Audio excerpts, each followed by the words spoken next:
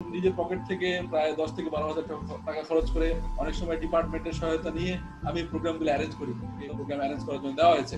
তো best project এবং রিসার্চগুলোকে আমরা আবার ছাত্রদেরকে মোটিভেট করার জন্য এটাকে আমরা তাদেরকে পুরস্কৃত করি, যেখানে এই প্রোগ্রাম আমাদের ডিপার্টমেন্টের সম্মানিত বিভাগীয় প্রধান প্রফেসর।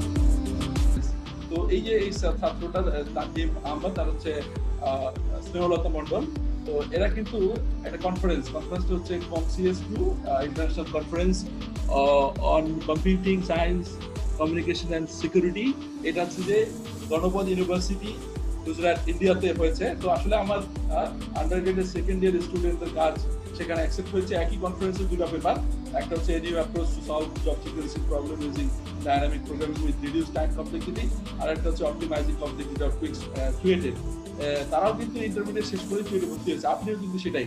আর মেধার দিক থেকে আপনি আসলে কম বেশি এটা বলে লাভ নাই, আপনি মেধা কম হলে বেশি খাটেন, মেধা বেশি হলে কম খাটলেই হয়। তাহলে আপনার মেধা যেহেতু কম, তাহলে আপনি বেশি খাটেন। আপনি যদি চেষ্টা করতে থাকেন, আমি মনে করি যে আল্লাহ আপনাকে বিফল করবেন। অবশ্যই receive best presentation award in the international conference. এই যে মালিয়া জাহান চৌধুরী, সে হচ্ছে যে আমাদের সেকেন্ড ইয়ার স্টুডেন্ট, সে international conference on natural science and technology ICNST 2019 organized by Asian University for Women, Chittagong. এনারা একটা ইন্টারন্যাশনাল কনফারেন্স অ্যারেঞ্জ করে, যেখানে USA থেকে অন্যান্য দেশ থেকেও অতিথিরা আসে এবং বড় বড় বাঘা রিসার্চারদের সাথে বিট করে এখানে কিন্তু সে বেস্ট প্রেজেন্টেশন অ্যাওয়ার্ড, অর্থাৎ আইসিটি সেকশন ছিল একটা, সেই সেকশন বেস্ট প্রেজেন্টেশন অ্যাওয়ার্ড পেয়েছে। হচ্ছে যে মোহাম্মদ রাকিবুল ইসলাম, সে এখন ইন্টার্ন সফটওয়্যার হিসেবে, ইঞ্জিনিয়ার হিসেবে আর্কেড স্টুডিও বিডিতে আছে।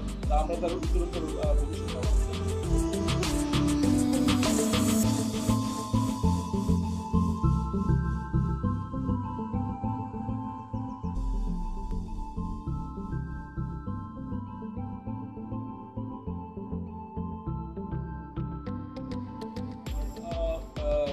এফোর্ট আমি তো চেষ্টা করেছি চুয়েটে সেকেন্ড ইয়ার স্টুডেন্টদের দ্বারা কাজ করিয়ে প্রকাশনা গবেষণা করাতে।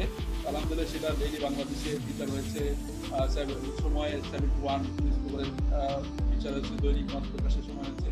রিসেন্টলি যেটা ফিচার হয়েছে গবেষণার সম্প্রচারী চুয়েট শিক্ষকদের অনন্য উদ্যোগ, খুবই প্রাউড ফিল করতেছি যে আলহামদুলিল্লাহ আমার ছোট্ট এফোর্ট কিন্তু বড় করে আলোচিত হচ্ছে, আমি সমাদৃত হচ্ছে। আলহামদুলিল্লাহ আমি চালিয়ে যাবো আমার এফোর্ট। তবে আমি চিন্তা করলাম যে শুধু চুয়েটে কেন এটা সীমাবদ্ধ রাখবো। আমি তো চুয়েটে আলহামদুলিল্লাহ পেরেছি, হ্যাঁ, সেকেন্ড ইয়ার স্টুডেন্ট তারা কাজ করাতে। তা আমি কেন, হোয়াই নট আমি এটাকে পুরো বাংলাদেশে ছড়িয়ে দিই না। এই চিন্তা ভাবনা থেকেই কিন্তু আমি একটা রিসার্চ গ্রুপ ফর্ম করি। এটা হচ্ছে ফেসবুক বেসড গ্রুপ, গবেষক হতে চাই। বেসিক্যালি গবেষণা প্ল্যাটফর্ম, এখানে গবেষণা হাতে করে দেওয়া বিভিন্ন রিসোর্স এবং তথ্য শেয়ার, ফ্রি অনলাইন ট্রেনিং এবং অফলাইন ট্রেনিং।